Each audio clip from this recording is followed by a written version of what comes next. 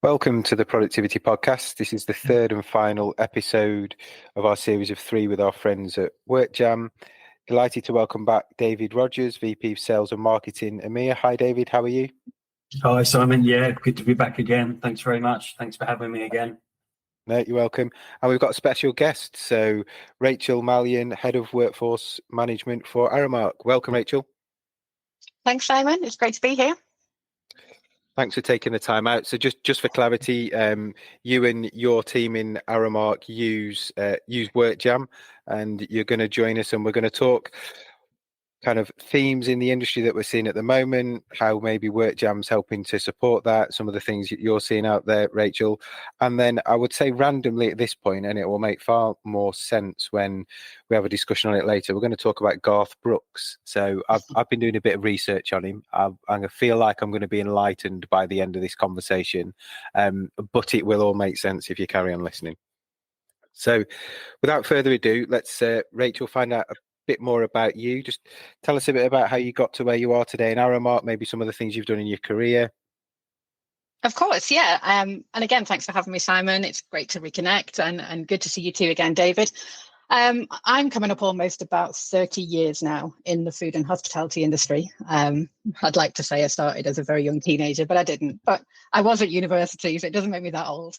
But I started with young brands. I worked with Pizza Hut and Whitbread and a number of their brands across the UK. And as I say, I sort of started just prior to university. And I stayed with them for 15 years. That culminated in a move from the UK to Ireland, which is where I'm since based. And I was leading operational franchise support for Pizza Hut. So that's what brought me over to Ireland. And that pretty much sort of culminated that part of my career. And incidentally, that was a 1-year secondment that I took to Ireland. So 23 years later, I'm still here. So I think I'm onto a good thing. Mm-hmm. I moved to Aramark about 15 years ago, and I've remained there. I've always worked within operations, and most recently always sort of within operational excellence and within functions connected to that. Aramark is a food service provider. We're a global food service provider of food, facilities, and uniform services across markets such as education, healthcare, business and industry, sports, leisure, and entertainment. We have an annual revenue of approximately 16 billion. And our core market is North America, but we extend to an additional 20 countries, serving many of the fastest growing global geographies. Across the UK and Ireland, where I'm based, we have an annual revenue of approximately 1 billion from the provision of food and FM services to our client locations, not forgetting 14 Avoca retail locations across the island of Ireland. And I currently serve as the head of workforce management for Aramark, and I lead workforce productivity initiatives and employee experience strategies across all the sectors. Amazing. So some big numbers there, big business. And for those people that might not be familiar with Aramark, where would they have typically seen you? Would that be a kind of a stadium event, or I think you mentioned schools? How would somebody have interacted with your brand?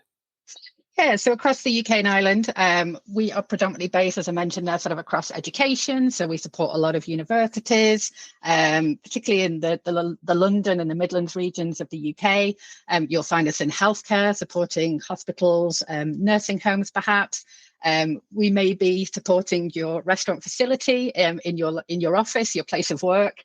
And then, as you mentioned, yeah, absolutely, sports, leisure, and entertainment. So we're connected with lots of big brands and big names across the UK and Ireland. We support theme parks. We're also connected with Croke Park, which is Europe's third largest stadium. Perhaps the Guinness Storehouse as well would be a place that they may have met with us. So we manage all of the food services with the Guinness Storehouse, which is, I think, within Europe's top 5 visitor destinations anyway, based in Dublin. So we've quite a broad spectrum of activity. So you may not have recognized us when you came across us, but we're definitely here. Yeah, so you'll have interacted at some point, knowingly or unknowingly, is my guess. Exactly. And I probably didn't expect anybody to ever say to me that pizza brought them to Ireland. So I think Guinness takes lots of people to Ireland, but pizza brought you to Ireland, and you've taken up residence. So amazing stuff. So thanks for that background.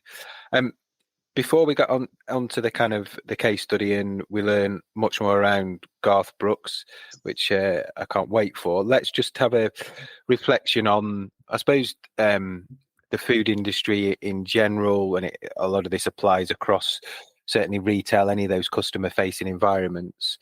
I think that there's been a series of challenges, clearly COVID being one. I don't know, Rachel, if things like Brexit, with you kind of spanning the UK and Ireland, have also given you a bit of a hangover in terms of, let's just talk people first. So lots of people potentially left, had to go home for COVID and Brexit. Those people, I don't think, I may be wrong, you'll tell me, have really come back. So recruitment, retention, how's that felt since those dark days of lockdown from an Aramark point of view? And I suspect your views pretty much will echo across the industry. Yeah, I think you're right. There's definitely still a hangover from both Brexit and the pandemic, unfortunately. As you mentioned, many people did sort of leave the industry, and certainly our organisation during the pandemic, lots of people returned home. And many of those have found it increasingly difficult to return to roles with us, particularly within the UK, due to these Brexit-related regulations that affect the migrant workers. So it's been very difficult to sort of replace that area of the workforce. There's lots of uncertainties that still exist around hospitality. It was one of the first to close. It was one of the last to reopen. It's not perhaps the attractive opportunity that it once was. And that's certainly sort of some of the issues that we're still facing as a result of Brexit and the pandemic. And David, across kind of the wider client base, are you seeing those similar themes and trends? Yeah, I think exactly the same. I think that whole kind of hiring and retaining is really difficult. The resource pool is become really contracted. And as Rachel says, I think there's definitely a move away from hospitality and retail and general retail. So we're seeing that across the board with prospects and customers in the UK and beyond. And we shouldn't shy away from cost. I mean, it's never really off the front page, certainly in the UK, in terms of rising costs, whether that be food costs, whether that be people costs. Certainly national living wage comes back into play in April in the UK. I think you've got the minimum wage in Ireland, Rachel. How does that cost challenge impact with, again, an organisation, I assume, that has quite a high volume of seasonal business? So you talked about theme parks, you talked about events. They're not necessarily open all year round, or a points and moments in time kind of needs for resource.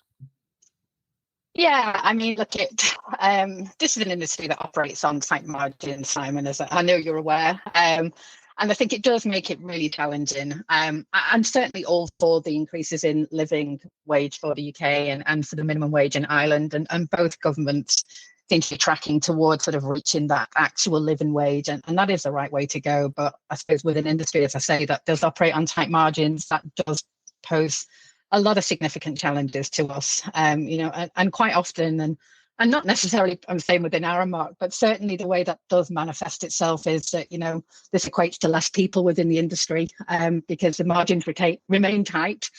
So we have less people, but the overall workload is still the same.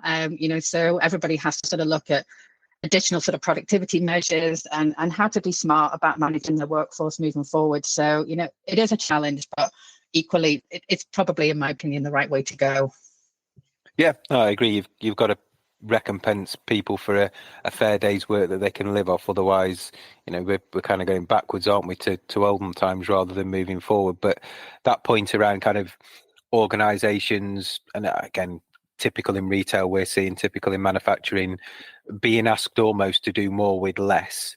So workload almost going up rather than down, but give me less people to do it, plays into, our world and your world of productivity and reviewing process, stopping process, automating, digitizing. Is that where kind of WorkJam helps to plug some of those gaps in Aramark world? Absolutely. For us, it does. We're certainly moving and fast tracking down that digitalization route.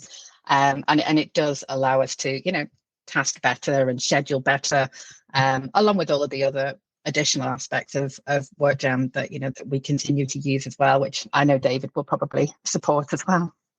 And David, I suppose following up on that, similar themes, similar conversations across potential clients and current client base. Yeah, I mean, everybody's trying to automate as much as possible, really, to max. You use the phrase "doing more with less." That's been around for a while, but I think it really does make sense now. So optimizing the way, often the biggest cost is people, right? Rachel knows that, and if you can optimize them, and we're seeing, with WorkJam, people really focusing on, the comms element to start with, because you get that immediate engagement, and make it a little bit more fun, and make it a little bit more kind of interesting, for people to make, you a employer of choice. So I think it's not just in retail, it's hospitality, it's across the board. It's really, how do we get the most out of our people and optimize the way that we use them? So yeah, absolutely.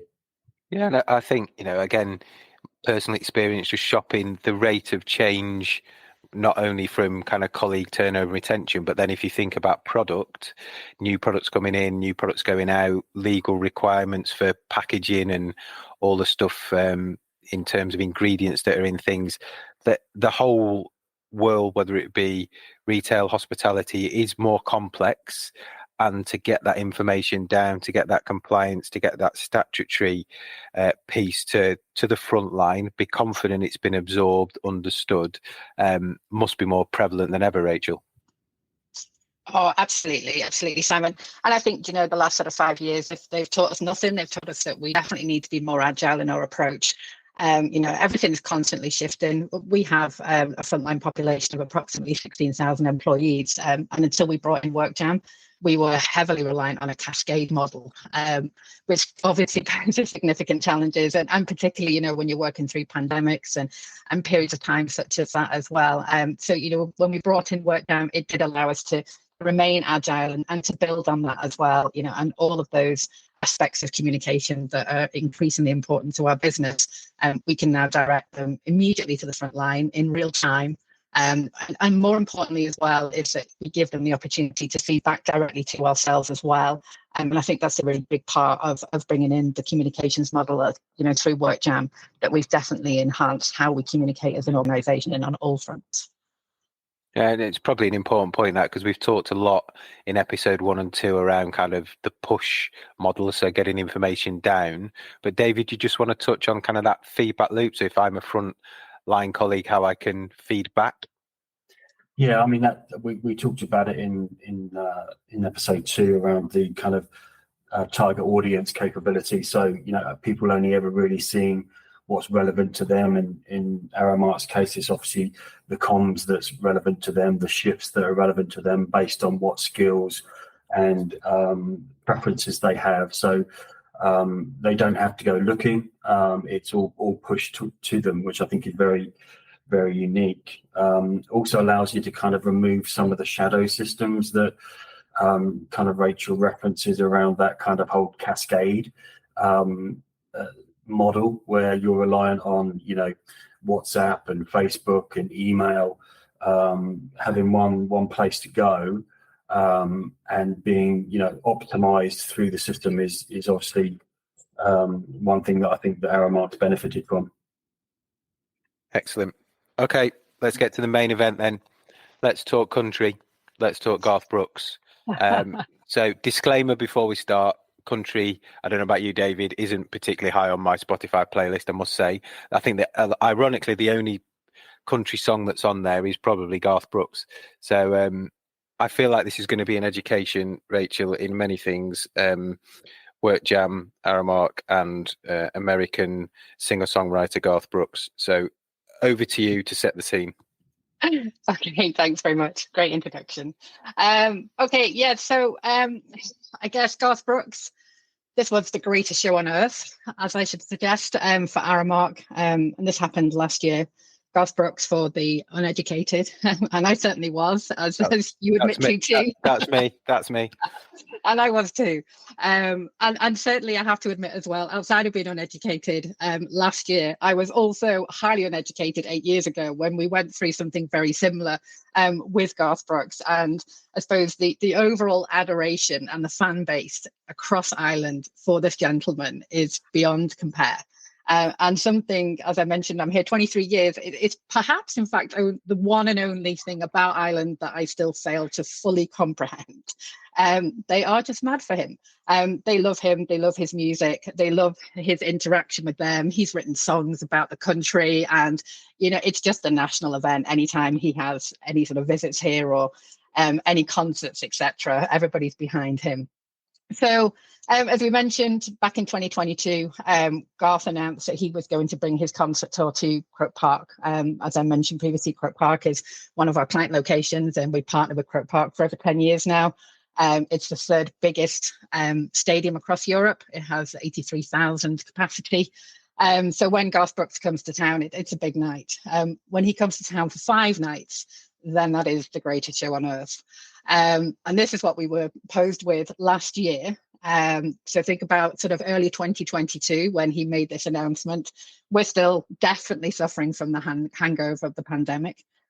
We would need approximately 1,100 staff per night to support these concerts.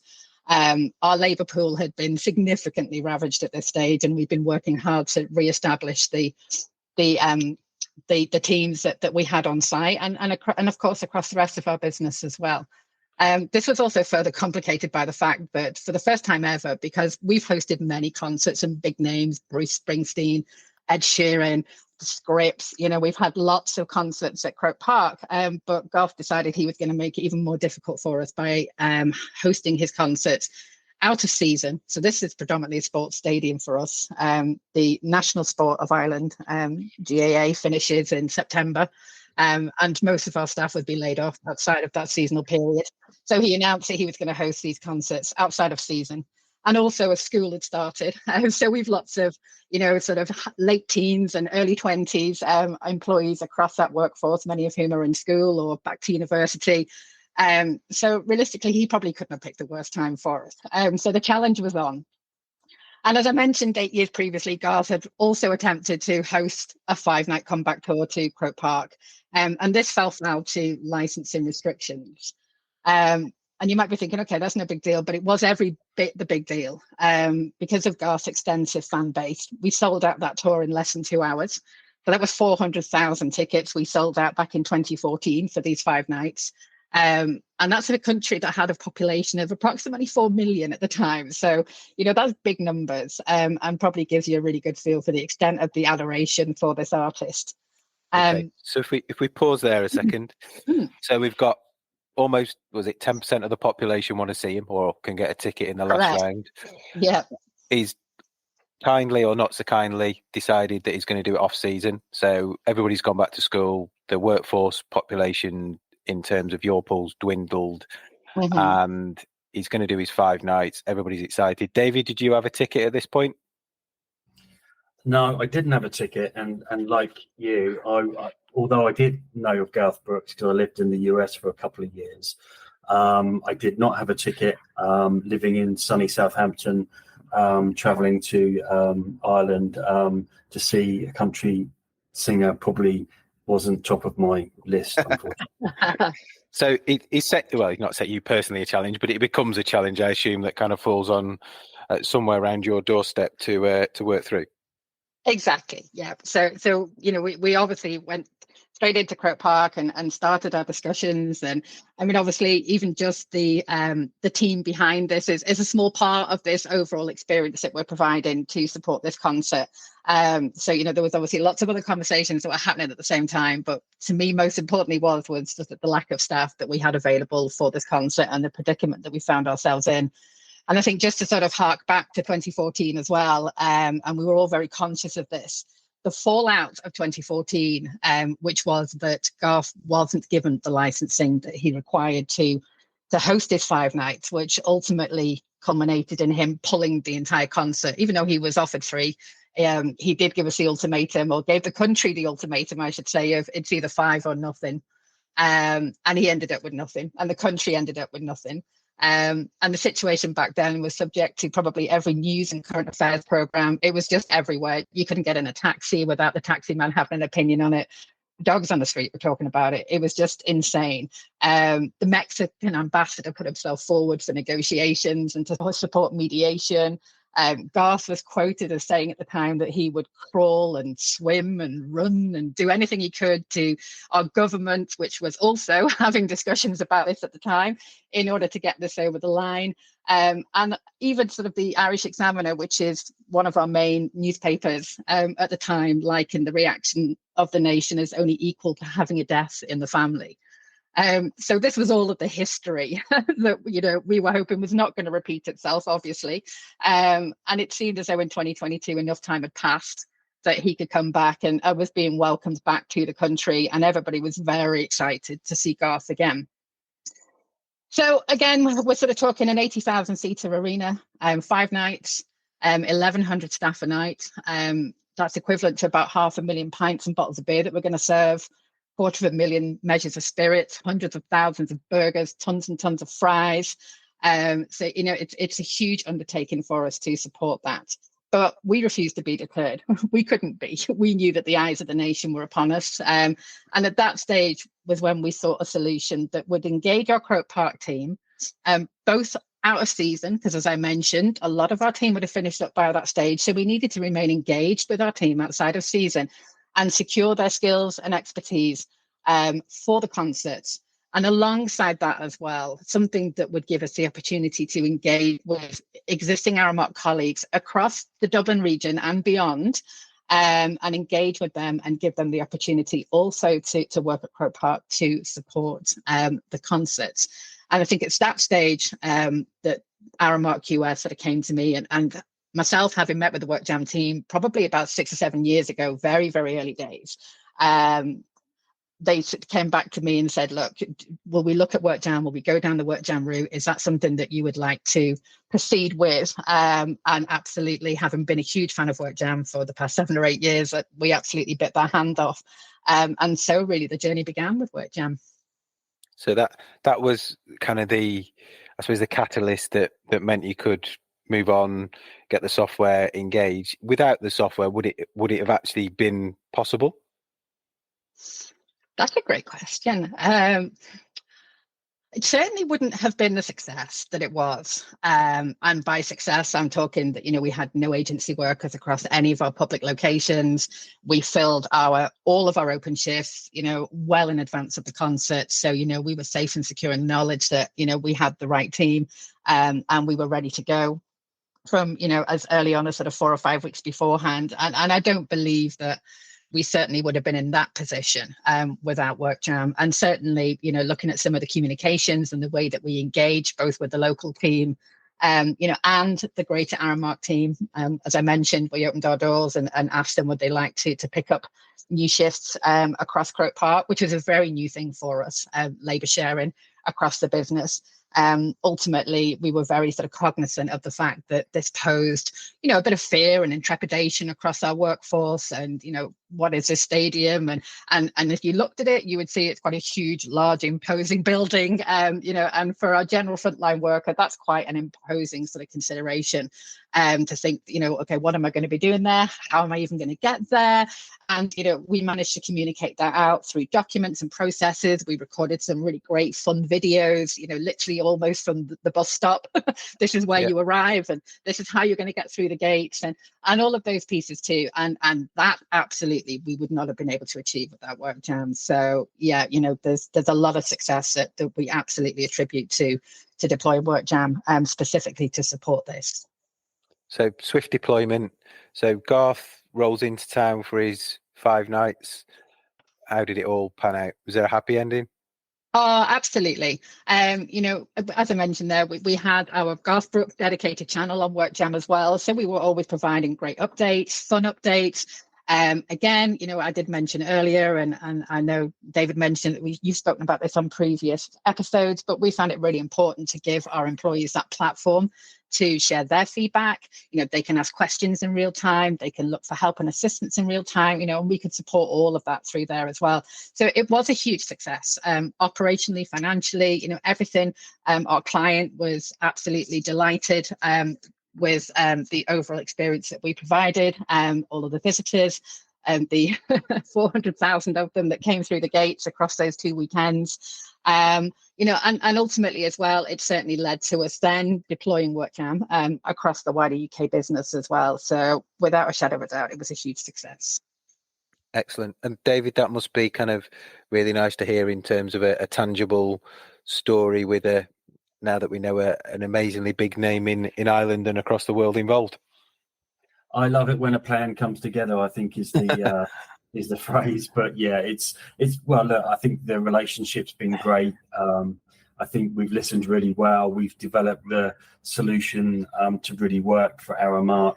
And when it comes, to a really successful end like this, that's what we're here for, really. That's what we love to hear, those success stories. And, that just helps everybody. So it's been great working with Rachel as well and the team. So I think we've learned an awful lot from it, and we'll apply that back into everything else that we do with other customers as well. So loved it.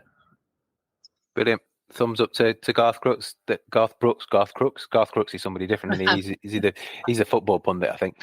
Anyway, so yeah, well, Garth Brooks is instrumental in WorkJam and Aramark's success. Who'd have thought? So I think we'll come to a close there on episode 3. So our final one with the WorkJam team and our special guest today, Rachel. So it just leaves me to say thanks once again for joining, David. Really appreciated the chats on this one. Rachel, yeah, again, massive thanks for coming on. As I said at the start, love the stories, love the insight. Always great to hear kind of firsthand how things have worked and some of the challenges that are presented. So I know you're very busy, but appreciate you giving up the time to come on. Appreciate the opportunity. Great to catch up. Thanks, everybody. Take care, and we'll catch up soon. Thank you.